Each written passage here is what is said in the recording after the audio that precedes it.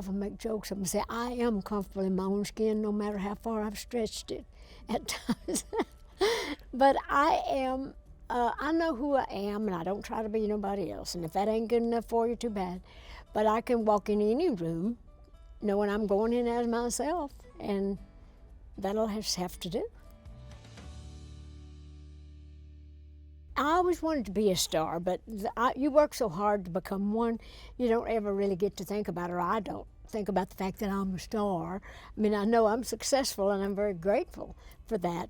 But I think that when I really realized that I was going to make it, I got to sing on the radio and TV back in my hometown. After I left Locust Ridge there, I got to sing on the Cas Walker Show when I was about 10, and then I got to be on the Grand Ole Opry when I was still very young.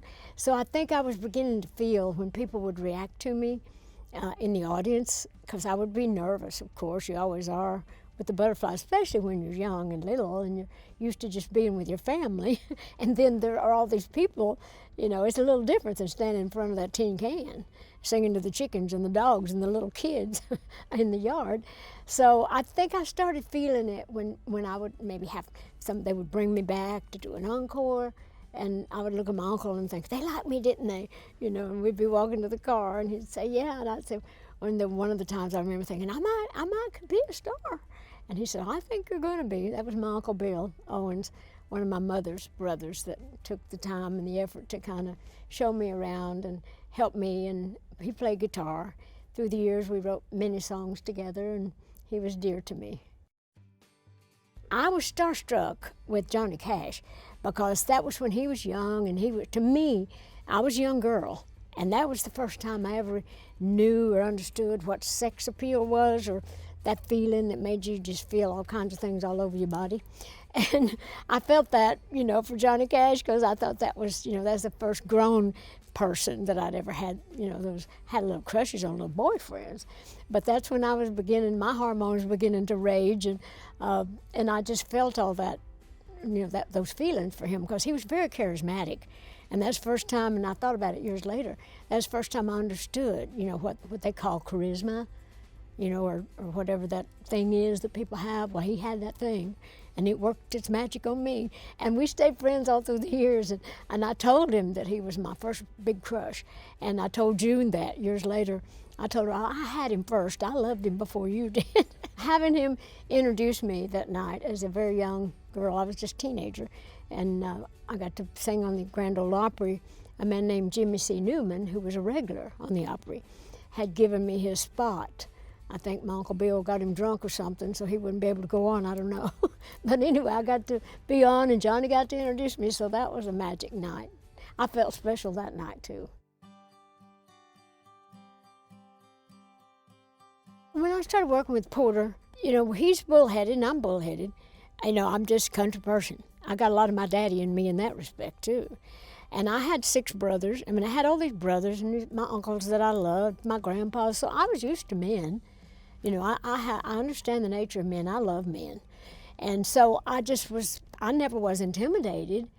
The fact that someone was a man, you weren't going to bully me. And that's why Porter and I, we went head to head on a lot of things. And of course I respected Porter, and I appreciated, the great opportunity. But I was not one to be pushed and shoved, nor bullied without having my say about whatever. So I think that served me well, though, being brought up in a big family, like I said, understanding the nature of men. I was very grateful, all the years that I spent with Porter, and I learned a whole lot from Porter and while I was with Porter, and I will always be grateful to Porter and the song I Will Always Love You.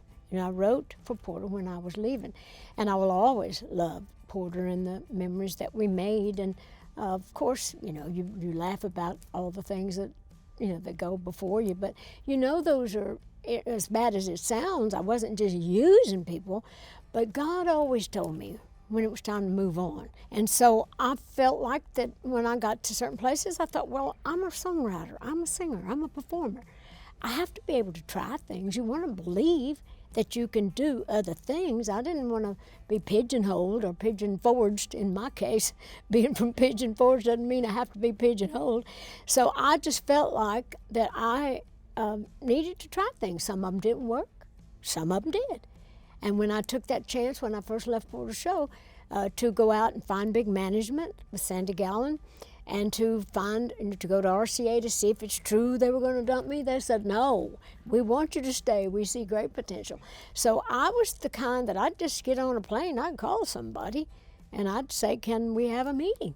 And I was well enough known in those early days after the Porter Show where somebody would at least listen to me, and I was a girl too, so a lot of times men would listen to you, I was right pretty at that time. But I think a lot of people, think because you're a girl, you don't always know what you're doing. But like I said, I didn't know nothing about the world, still don't. I don't care about what other people are doing. I only care about what I need to be doing. That's the only thing that I'm, totally responsible for since I don't have kids. And so I just would take it on myself to try new things. And just like I appreciate and admire all the girls. I understand why they're doing it, just like Miley, my goddaughter. I love her.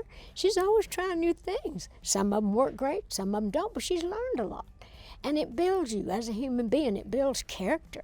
And so I think it's all a learning process. But if you don't have the nerve to try it, you're never going to know. I wrote a song called Try. Try to be the first one up the mountain. Try to be the first to touch the sky. And don't let somebody tell you you can't do it. And if they say that, prove to them it's a lie. Because it's like if you fail at first, just keep on trying. Because you're not a failure in God's eyes. So just stand back and let the magic happen. Because you're never going to know if you don't try. So that's kind of like my philosophy. Everybody said, well, you're 80 years old. You're going to be 80 years old. I said, well, so what? Look at all I've done in 80 years. I just feel like I'm just getting started. I know that sounds stupid, but I think there's a lot to be said about age. If you allow yourself to get old, you will. And people say, well, how come you don't seem to get old? I said, because I ain't got time to get old. I ain't got time to dwell on that. That's not what I'm thinking about. I think, what? I'm going to be 80? They're going to celebrate me being 80? Not that anybody would want to celebrate that, but there is a celebration in the fact that I have done so much in that time and that I'm still doing it. I'm grateful for that. That's the joy of that. So I don't know what I'm going to be doing tomorrow. New things will come. I'm open to God every day, and whatever comes, I'll give it my best. I have thought for years that my life story would be better as a musical than a biopic. Everybody's doing that. But because I write, I'm a songwriter, and I just felt like that I could write some new original music. And the other thing too is you can put so many things in a song, tell so much of your story in songs, because you're not going to have time. A 3-hour show is too long. So like 2.5 is about right for a show. But you can't get all that story, living 79 years, in one show. So I wanted to write the music, and I thought my story was very interesting from the way I grew up, coming from no electricity, in my early years. It's like I came from the dark ages into the new age. And that's fascinating to people, and it is to me as well, to think where I came from to where I've come to now. And I've suffered a lot for it. And I think I was willing at my age now to be able to tell my story. I wanted to tell my life story from me, my truth, not somebody else's, because I'm sure there'll be so many stories of Dolly Parton through the years, and everybody will have their own take on it, whether it be their take of the Dolly Parton years or whether it be, Dolly this or that. But I wanted to tell my story while I was still alive. I wanted to tell how I see my life and how it was from me. So I wanted to write some original pieces. Of course, I had to add all the hits, but the fact that I told how they came to be, what was going on behind, kind of like I did in my Songteller book when I talked about my songs and the stories behind them. That's real interesting to people, I think. And a lot of people didn't know. A lot of people were surprised that I was willing to, to divulge so many personal things. But so what? People think they know everything about you. They don't, and they still don't. but they know a lot more than they ever did by watching the musical. And I just thought, well, why not be on Broadway? I've done so many other things. Why not do that? So I did it. I don't know that I've learned anything about myself in doing the musical, but I do think that it's just dug so deep into me. It's really just been like a roller coaster ride to me. Just like my husband, Carl, I lost. And of course, that's the hardest loss that anyone could ever have, to lose the person you love the most. The fact that I've portrayed him so beautiful in the show, and seeing him every night like that, when I watch the show, it's healing in its way. It's almost like he's never gone. So now he'll always be here, not just for me, but in the minds of, other people. And the same with my best friend Judy, how I've portrayed her and how people can see what our relationship is. Because all through the years, when you've had a best friend for 70 years and a husband for 60, a very loyal, devoted person, just seeing all those parts in my life and how all that has affected me, it's been healing in a way, but it's made me appreciate my life and made me appreciate all the people more. Just like the song that's kind of the theme, and it's the end. It's like, I wouldn't be here if you hadn't been there.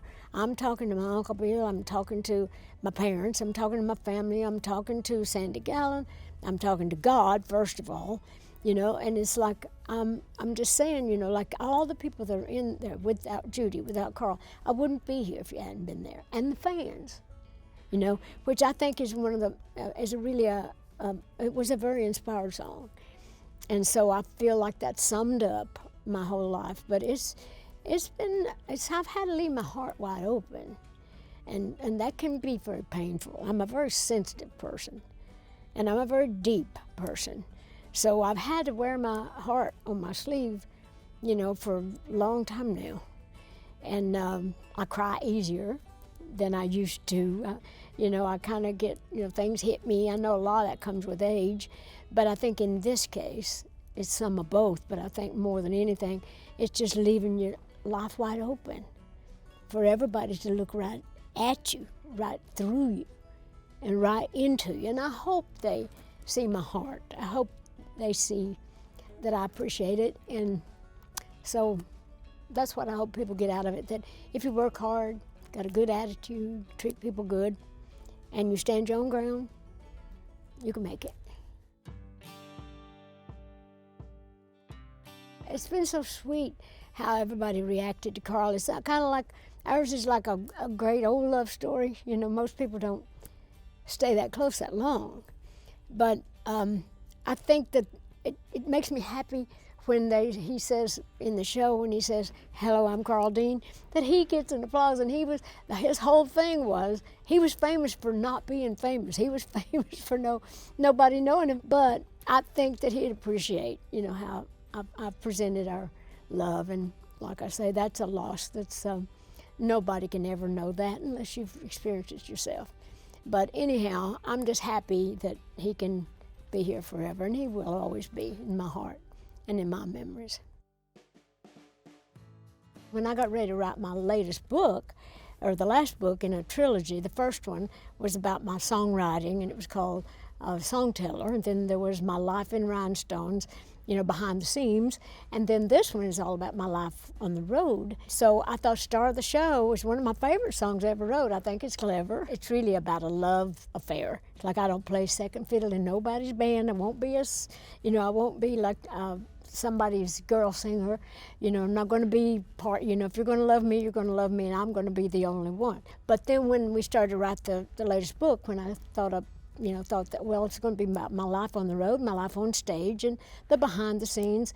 And so that song just seemed to be the perfect one to call it Star of the Show. When you get my age, then you start to think about what you need to get done to wrap it up, to make sure you get left behind what you want people to know from your own self, from your own mouth, from your own heart.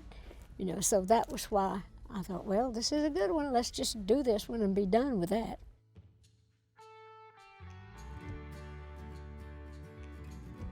I realized when I was putting this particular book together, just how much I had sacrificed in my life and how many people I'd sacrificed by doing it. I never had children, so at least I didn't have to have a guilt feeling. And my husband was very independent. He liked being alone. He didn't really care about being with anybody but me. You know, he had a few friends, but he loved being on the farm and doing his thing, and he's kind of a loner, which that worked out best for us. But I still look at it and I think, well, how did I even get it done? I think I got my work ethic from my daddy. It wasn't just about show business. You have to apply good work ethic to anything that you do. And I think I got that from my dad. And so my daddy worked hard his whole life. He had to. But Daddy, you know, I've often talked about the fact that he couldn't read and write, but he was so smart. And he was such a hard worker. And my mother's people were all very musical and very creative. And creative people don't usually like to work that hard at anything other than their craft, their art. But I think that I got a really great spiritual base and creative base from my mother and my mother's people. And I got that hard willingness and responsibility from my dad. So I think I got a good combination between my mom and dad. But you gotta work hard at anything you do. And I wasn't thinking about it, about just being whether or not I was going to be a star. I was going to be successful in my mind. I was going to do that. You know, it was just like one of the lines in the Sacrifice song is, I was going to be rich no matter how much it cost, and I was going to win no matter how much I lost. Those are good lines, and there's a lot of truth in it. It wasn't about just the being rich. That was just about being successful at what I love to do. So I just think you have to work hard at anything you're going to ever be successful at. You can't just wish it. A wish and a dream are two different things. Dreams nor wishes come true without a lot of hard work. And that's been one of the things that has made me a success, because I'm willing to do it. I'm willing to get up early. I'm willing to stay up late. I'm willing to work hard at it.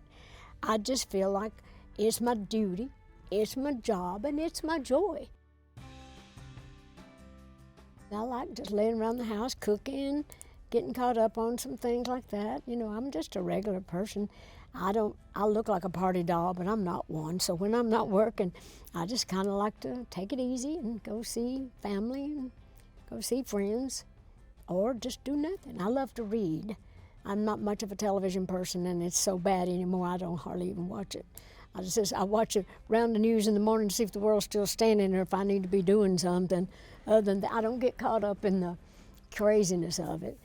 But I love to read, so that's something I like to do a lot. So if I have a day off, I have a tendency to just cook, eat, flop, and read. I like to put on a little makeup. I don't always wear the wigs, but I like to pull my hair up a little bit in a scrunchie, and at least, because I never know if a sister or somebody's going to come by, or somebody has to come fix my refrigerator or whatever. But I like to be comfortable, and I'm, like I said, I can be slouchy, I can be floppy, but I usually wear my high heels, not necessarily this high, but I'm short. I got to reach my cabinets. I got to get to that food when I'm off, so I have to kind of have like different sizes of shoes for my house. But just a mixture of both, I think, being comfortable and still keeping a little bit of, just like with my husband, when we was with him. I mean, it's like I wasn't going to come home after being dressed up for everybody else and come home and look like a slouch for him. So I always like to clean up and be kind of cute, for him. I don't try to be anything different than what I am. I try to be who I am. And I've always said the one thing you could say about me is I'm a very professional Dolly Parton. I don't try to tell other people how to do, how to be, but I know who I am. And I'm very self-contained with what my faith is, what my beliefs are, and what I feel my talent is, and my personality, what I think I can do, with that. And that has served me well through the years. I don't try to be different than I am at any time. And when I look at my job, I'm thankful that I got to see my dreams come true, but I was an artist. I think of myself as an artist. I write the songs, I want to sing them, I want to perform them, and all that stuff is all kind of rolled into one. But it never takes away from who I am as a person and my God-given gifts and how grateful I am that God has given me, the opportunities as well as the talent. So I stay true to that, and I never get too too far out of line if I just kind of stay anchored within me and do what I do best. I just hope that everything I've done, it will last and that will do some good, for somebody else. There's a line in the show that we just put in a few days ago. It's not about me, what my life can be, but what my life can do. I'm at that point in my life to where I just want to be able to do things that are good things that can be built on and carried on. And I'm proud of my legacy so far. And so I hope to just continue to do things that might be of use to other people.